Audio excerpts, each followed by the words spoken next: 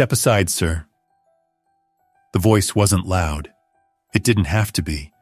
It carried the kind of weight that only comes from command, from memory, from knowing exactly who you're speaking to. The man being addressed didn't flinch. He stood still, facing the dock, spine straight, cap pulled low, jacket faded at the shoulders from decades of salt and sun. In front of him, the Windhaven rocked gently in the water, unchanged, unpolished. Behind him, silence. And then, slowly, 100 men and women in navy dress whites raised their hands in perfect unison. One salute, one motion. No music, no orders, just reverence. Tourists froze. A mother covered her daughter's mouth instinctively. Someone's latte slipped from their hand and shattered on the wood. The entire marina held its breath, and still he didn't move. He just looked straight ahead, as if he knew this wasn't about him anymore. A boy near the edge of the crowd whispered, "Who is he?" No one answered, but every eye stayed on him. Because 2 days earlier, they had told that same man, "You don't belong here." But now the Navy had returned. 6 warships anchored offshore, 3 destroyers, 2 support vessels, and 1 command ship, sent not for ceremony, but for correction. Because sometimes, when a nation forgets who it owes, the ocean remembers, and so does the fleet. If you believe respect still matters, not the kind you post, but the kind you stand for, stay. Because this story isn't about medals. It's about a man who taught children to raise a flag and then had to watch his own be torn down. It began 48 hours earlier, with a fated boat, 8 wide-eyed kids, and a sentence sharp enough to silence a harbor. "Sir, this dock is reserved for real members." The words hung in the salt air, sharper than any sea wind. They hadn't been whispered in private or muttered under breath. They were announced, with the clean confidence of a man who had likely said this to others before. The uniform on the speaker wasn't military. It was branded corporate casual, Marina logo polo, designer sunglasses pushed into a styled tuft of hair. Elijah Rowe stood still. 76, lean frame, a ball cap faded by sun and salt. He didn't say anything, didn't argue, didn't beg. Just beside him, a wooden boat bobbed lightly in the water, moored exactly where it had been every Wednesday for over a decade. On its deck, a bundle of life vests. 8 of them, for 8 children who were supposed to see the sea for the first time that morning. And now? Now they were standing in the parking lot behind him, quiet, confused, clutching peanut butter sandwiches and second-hand water bottles. Their teacher, a young woman with a clipboard and crow's feet from smiling too much, was halfway between them and the dock, not sure whether to speak up. One of the kids had a U.S. Navy sticker on his backpack. Elijah had noticed it earlier and given the boy a nod. The kid had smiled like it meant something, but now that smile was gone. The man in the Marina polo raised his voice for everyone to hear. "This is a premium facility. We curate a certain look. This boat," he gestured toward the Windhaven, "does not meet those standards." A couple strolled past holding iced coffees, glancing sideways. One of them lifted a phone, pretending to check the time, but angling the camera just enough to catch what was happening. Elijah didn't flinch.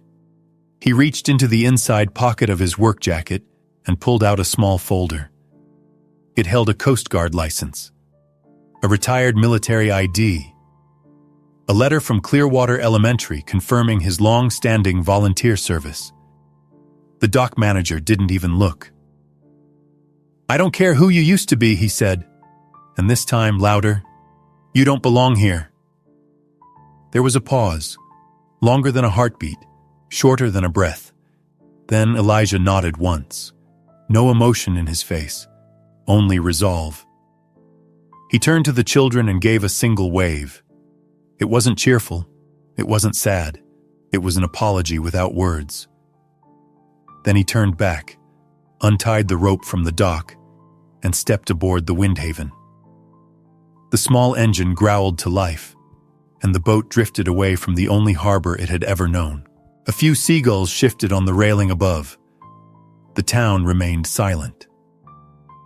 Elijah didn't know someone was filming, didn't see the girl on the patio at the cafe just across the water, marine biology grad student, field notes open, iced coffee melting beside her phone. She had pressed record before she even realized it. But the audio was clear. "You don't belong here." It echoed across the dock and through her screen, sharp and deliberate. And then came the footage. The old man holding credentials no one asked to see. The wooden boat gliding away. The kids, left standing in limbo. She posted the clip that night. No hashtags, no filters, no edits. Just one caption. "This is Elijah Rowe, Navy veteran. He spent 15 years teaching underserved kids to love and respect the ocean, for free. Today he was kicked out of Clearwater Marina because his boat wasn't aesthetic enough. I watched it happen. Please watch this." By midnight, it had 14,000 shares. By morning, the entire town would know what it had tried to forget. And far beyond them, across oceans and unseen waters, something old and quiet began to stir. Long before that dock was polished, gated, and branded with words like exclusive or premium, Clearwater Bay had a different sound. It was the rattle of crab pots before dawn, the hum of diesel motors waking with the tide, the laughter of deckhands trading stories over burnt coffee and salted hands. That was the place Elijah Rowe fell in love with. And when he retired from the Navy, after 37 years of service, storms, rescues, and moments that stole pieces of his hearing, he came back. Not because it was grand, because it was honest. He bought a plot of land just outside the marina's curve, built himself a modest home, tin roof, creaky screen door, no insulation, but a perfect view of the inlet. Locals called it the last real house. It stood like a relic from another time. Because it was. Then came the boat. He didn't buy it. He built it. Over 2 winters, working in a rented shed behind the diner, Elijah shaped the Windhaven with calloused hands and stubborn patience. Mahogany ribs, pine deck. He carved every corner, screwed every bolt, laid down every strip of navy blue trim with nothing but hand tools and long nights. No one helped him. He never asked. When it was done, he mounted a small American flag on the stern, not out of patriotism, but memory. It was the same kind he'd flown on the Navy boats he once commanded, and then he began showing up. Every Wednesday, sometimes Saturday, rain or blistering sun. He'd pull into the parking lot at 6:45 sharp, boots crunching gravel, a backpack full of maps and spare life jackets slung over his shoulder. Not for tours, for the kids. Not the ones who vacationed at Clearwater with smoothies and golf carts. The others. Kids who lived 2 towns over. Kids who had never smelled sea spray or learned to read a compass. Kids whose parents worked double shifts and packed their lunches in grocery bags. Elijah taught them how to tie a cleat hitch, how to read tide charts, why wind was both ally and adversary. Every lesson started the same way. One child raised the flag, one hand over their chest, one on the halyard. Elijah never said a word during this. He just stood beside them, eyes fixed on the fabric as it climbed. He told stories, not about war, about the way whales used to appear just past the horizon in spring. About the freak winter in '89 when the whole bay froze, and you could walk across a dock coated in silver. About how the sea has moods, and if you listen closely, it speaks. Some of those kids returned every summer. Some moved away, but wrote him letters. Some came back as adults, bringing their own children to meet Captain Elijah. He never charged a penny. He never accepted one either. But the bay changed. Quietly at first, like a tide you don't notice until your ankles are wet. The bait shop turned into a kombucha cafe. The gas station became a Tesla charging hub. The working marinas were sold off, rebranded with names like Azure Coast Village and Marina Lux. Suddenly there were gates, codes, aesthetic regulations, and suddenly Elijah's boat, docked near the espresso stand, was no longer quaint. It was an eyesore. The first sign was small. His slip, Dock 7, was reassigned. No warning. He asked the girl at the new front desk, maybe 19, soft pink lip gloss and a clipboard. She looked at him like he was asking for a paper map. "Oh, I think you're at Dock 14 now, near the fuel depot. We just did a layout update." Dock 14 was out of view. No shade, no foot traffic. Algae crusted the edges. It smelled of metal and old oil, but Elijah said nothing, just nodded, adjusted the rope on his shoulder, and walked. The next week, the power station at that dock malfunctioned. No apology, no repair. A month later, a note appeared taped to the Windhaven's windshield. "This vessel does not meet visual compliance. Please contact management." He did. They didn't answer. But he still showed up, still taught, still stood silent at sunrise as a child raised the flag. Because for Elijah, the bay wasn't about status. It was about memory. It was about what you passed on, quietly, without expecting thanks. And that's why the moment at the dock hurt, even if he never said so. Because it wasn't just about a boat. It was about a town that once stood for something, now too busy polishing its brand to see the man quietly holding the compass. The man who delivered the final blow wore confidence like cologne. Braden Kessler, newly installed harbor manager of Azure Coast Marina, introduced himself to the town with ribbon cuttings and lifestyle ads. He smiled in brochures, used words like elevated experience and coastal sophistication. He never saw Elijah Rowe as a threat.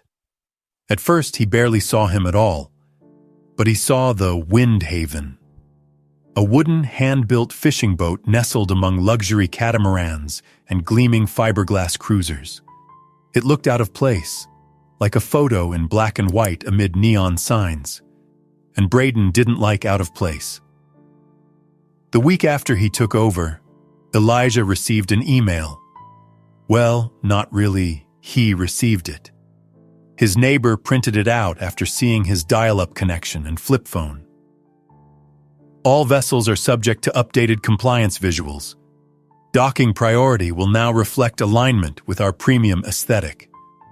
It didn't mention his name, but it didn't need to.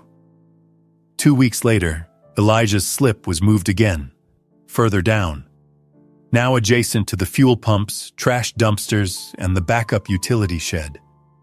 He still showed up. On the morning of his last lesson, the sun had barely risen.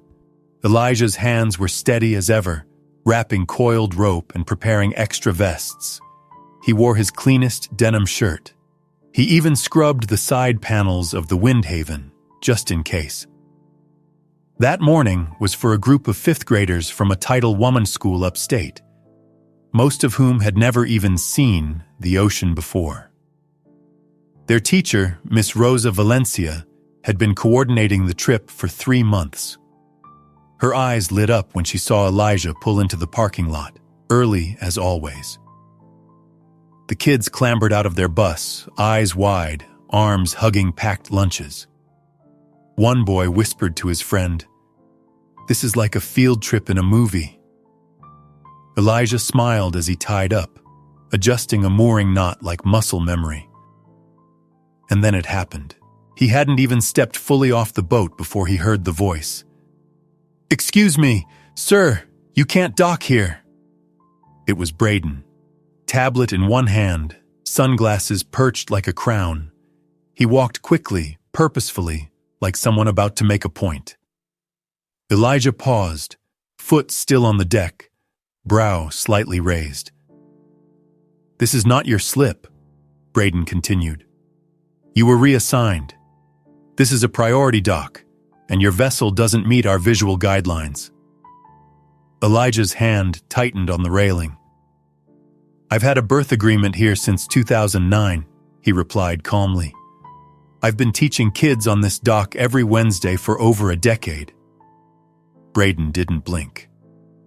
"That was before the rebrand. We serve a premium clientele now, sir. This," he motioned vaguely toward the Windhaven, "doesn't fit the image we're curating."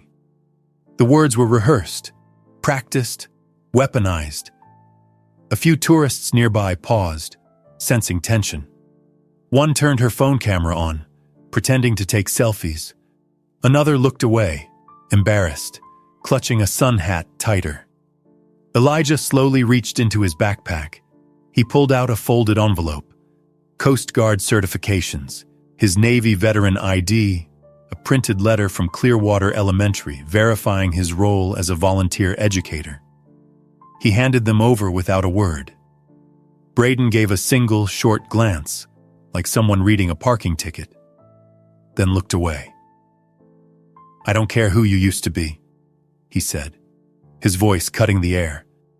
"This marina has standards, and you, sir, you don't meet them."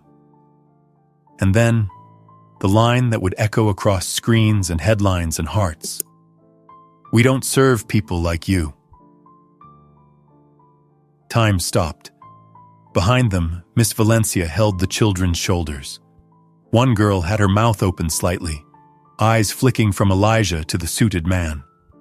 A boy clutched his lunch bag tighter. The sparkle of excitement that had danced through the air that morning vanished like fog in sunlight. Elijah stood still. The old soldier's jaw clenched ever so slightly, not in anger, but the way a tide resists the pull of insult. He didn't raise his voice, didn't argue, didn't demand justice. He simply gave a small nod. He turned toward the children, no smile, no theatrics, and gave the smallest wave. Then he stepped onto the Windhaven, untied the rope, and eased away from the dock. No fanfare, no final words. Just the quiet sound of a motor pushing into water he had once called home. That's the moment. Lena Soriano, marine biology grad student and accidental witness, caught on film. She hadn't intended to film it. She had just been journaling tide patterns and documenting tourist traffic for her thesis on ecological displacement. But when she heard the voice rise above the sound of seabirds and caffeine chatter, she lifted her phone almost without thinking. She captured every moment, and by that evening, the video was everywhere. Elijah didn't know it yet. He was home, folding his flag like he did every night. No social media, no Wi-Fi, no alerts pinging in real time. Just a quiet man with a quiet mission. But beyond that quiet, across the country, hundreds of thousands were already watching. And in one military base, a man in dress whites, with silver stars on his collar, stared at the clip on his monitor, eyes locked on the man in the cap and denim shirt. He didn't blink. He just whispered, "He's still standing." At 2:17 a.m., a comment appeared beneath the video. No emojis, no fluff, just 6 words. Location confirmed, legacy acknowledged, stand by. Most people scrolled past it thinking it was fan fiction or just another random tribute. But someone paused, looked closer, and saw the profile photo. blurry, official-looking, a man in navy dress whites, silver stars on his shoulders. The account name, MH Atlantic Fleet. For those who knew, it was unmistakable. Rear Admiral Marcus Hale, commander of the Navy's Atlantic Fleet, not known for tweeting, not known for posting at all. The internet held its breath. An hour later, a second post appeared. This time, it wasn't text. It was an image. A yellowed newspaper clipping. A Coast Guard helicopter mid-rescue. A boy wrapped in a foil blanket. And carrying him, a younger Elijah Rowe, soaking wet, arms firm, face set like stone. Underneath, a caption written in quiet dignity. That boy was me, and the man carrying me was Lieutenant Commander Elijah Rowe. It exploded. Veterans reposted the video. Thousands of comments flooded in. He taught my son how to swim. He let my daughter ride his boat when she was afraid of the ocean. He fixed my uncle's dock for free after the storm. Former students chimed in. Captain Rowe made me feel safe when nothing else did. He told us that the sea teaches us how to listen. One by one, the fragments of Elijah's quiet life came pouring back into the light. And far from the cameras, in the silence of a command room cloaked in navy blue, someone stood and gave a nod. No statement was made. No press release drafted. But somewhere across the Atlantic Command, 6 ships quietly began to change course. No public orders, just silent action. Because this wasn't about press. This wasn't even about revenge. This was about remembering. At 6:41 a.m., Clearwater woke to a sound it hadn't heard in decades. A low hum, distant but growing. At first it was ignored. Another fishing trawler, maybe a cargo ship. But as the sun breached the waterline, the truth began to rise with it.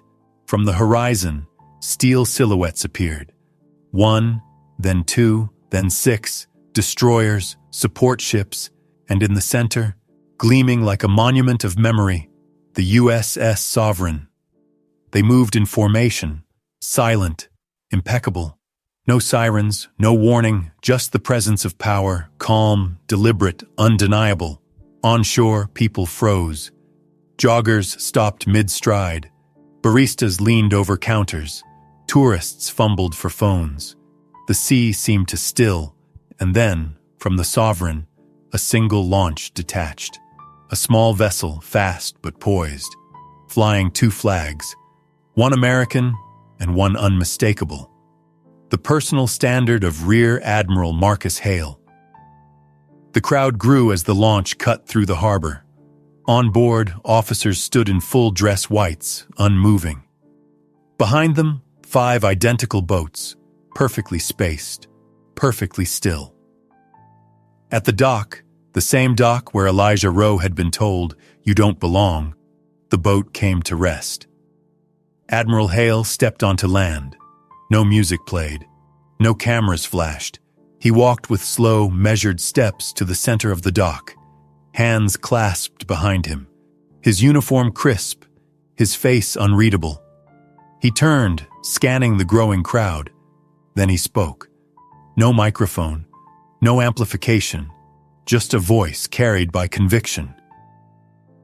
"I'm looking for Elijah Rowe." No one moved, not at first. Then an old woman stepped forward, wrinkled hands trembling, voice thin with age. "They made him leave," she said. "He's down by the rocks near the old fueling station." She pointed. Admiral Hale didn't flinch. He turned to his officer. "Chief Petty Officer Thomas, retrieval team, full honors." 3 black SUVs peeled out from a quiet alley and vanished toward the edge of town. Hale stayed, facing the town. "When a sailor of distinguished service enters port," he said, "the fleet acknowledges their arrival." He paused. The silence around him was oceanic. "Today, we've arrived not for ceremony, but for correction." People gasped. One reporter lowered their phone, A child reached for their father's hand. Elijah Rowe didn't ask for tribute, but he gave it anyway. In every knot he tied, in every child he taught, in every lesson he offered without asking for anything back. Hale's voice never wavered. But this town forgot, and the Navy does not forget. Behind him, on the dock, 100 sailors stood still, and the bay itself seemed to hold its breath. From the far edge of the marina, the SUVs returned. Doors opened slowly. No media scrum, no grand reveal, just quiet, respectful movement. And then, Elijah stepped out. He wore the same work boots he always had, the same faded fishing jacket. His navy cap was still worn, still bent slightly at the brim. But he stood tall, taller than anyone remembered, his spine straight, his chin lifted. His eyes, clear, steady, scanned the crowd without judgment. People parted instinctively. Some had watched him get humiliated on that very dock. Some had looked away that day. Others had stayed silent, not out of cruelty, but convenience. And now here he was, walking past them not with bitterness, but with purpose. As Elijah approached, Admiral Hale snapped to attention. So did every sailor behind him. And then, in a single synchronized motion, they all saluted. Hundreds of hands to brows, uniforms glinting in the sun.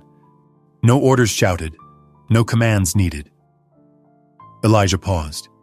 He returned the salute, not as a gesture of pride, but as one of respect. Then he lowered his hand slowly and nodded once. No one clapped. No one dared. It wasn't that kind of moment. It was quieter, heavier. Admiral Hale stepped forward and offered his hand. "Elijah," he said, "just that." Elijah shook it. "Marcus," 2 names. No rank needed.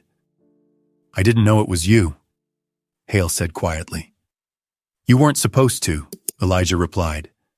"That's how service works." Hale nodded, eyes glinting, voice lowered so only Elijah could hear. "Some thank yous come late, but they still matter."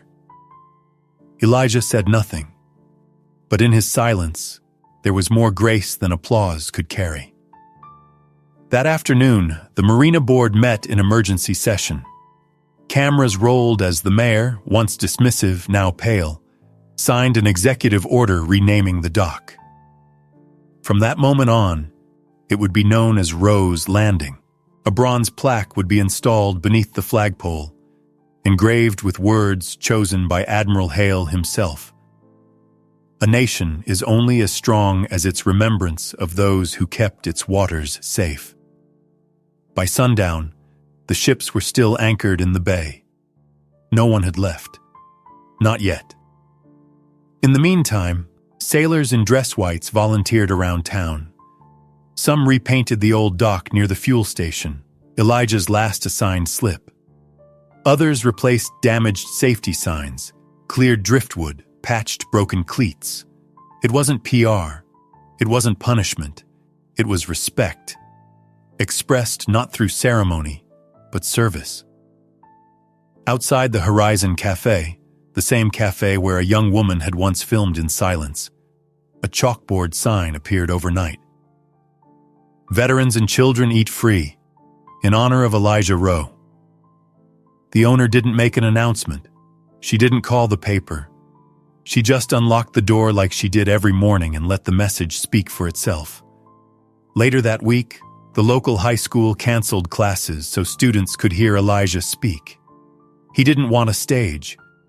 He stood at the dock, the same place he had taught for 15 years, the same spot where his dignity had once been stripped away, and now where it had been restored. He didn't talk about himself. He talked about the ocean, about the way waves carry memory, about the importance of listening before reacting, about how to tie a cleat hitch, twice around, under, pull tight. And the kids listened, eyes wide, phones forgotten. Elijah never asked for the return of his slip, but he received something greater.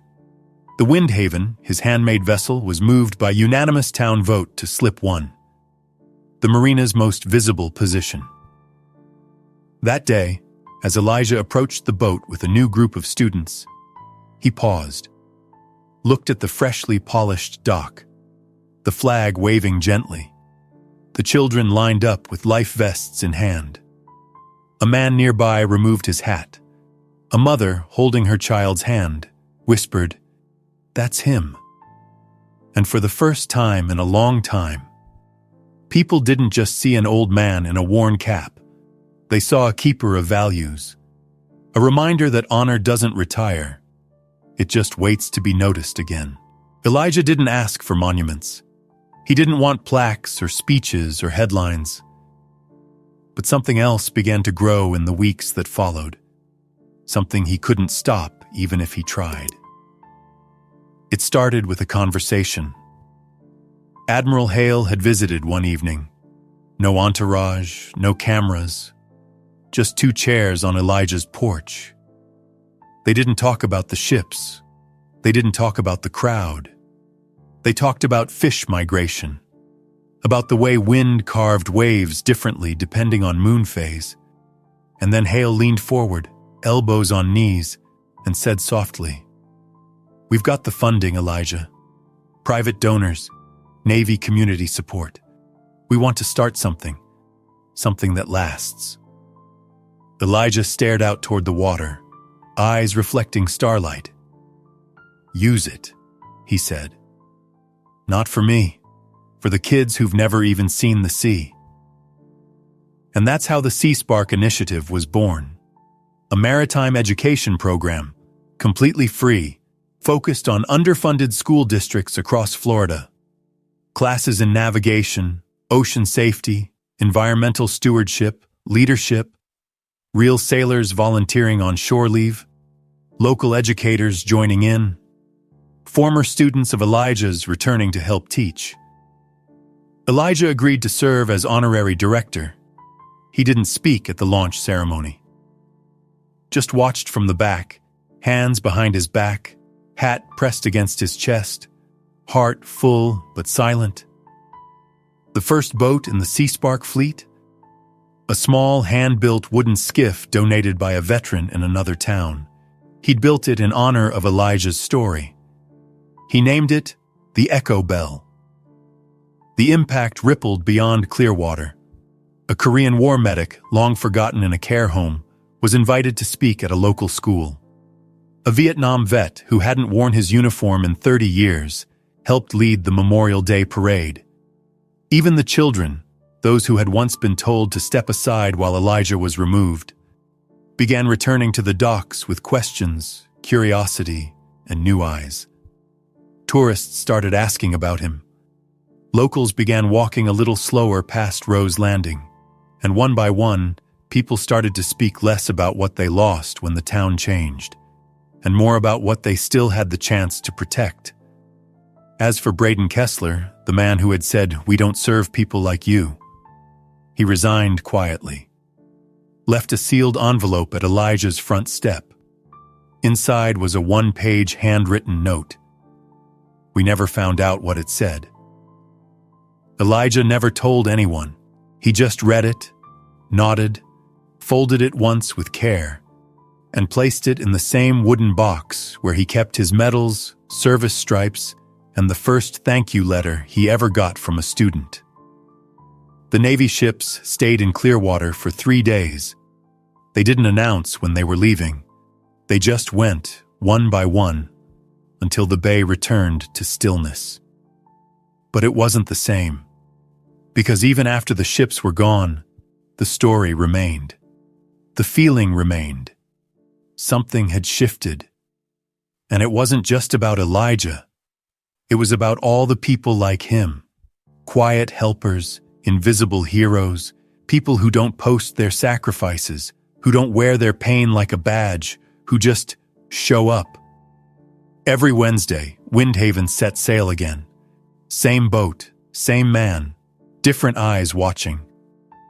Sometimes Elijah would glance up from the dock and see a parent he remembered from years ago, or a child now grown, standing with their own son or daughter, ready to learn the knots, the tides, the way the sea moves with breath. He didn't need to be remembered, but he was. Because the world is full of people like Elijah Rowe, people who do the right thing quietly, who don't need fanfare, just the space to keep going. And sometimes it takes a boat, a flag, a man who refused to argue, a whisper across the internet, a child's confused face, a rear admiral who remembered a rescue in 1985, and a town that finally understood what honor looks like. Elijah never said, "I told you so." He just kept showing up, because the tide always returns, and sometimes it brings back everything we almost lost.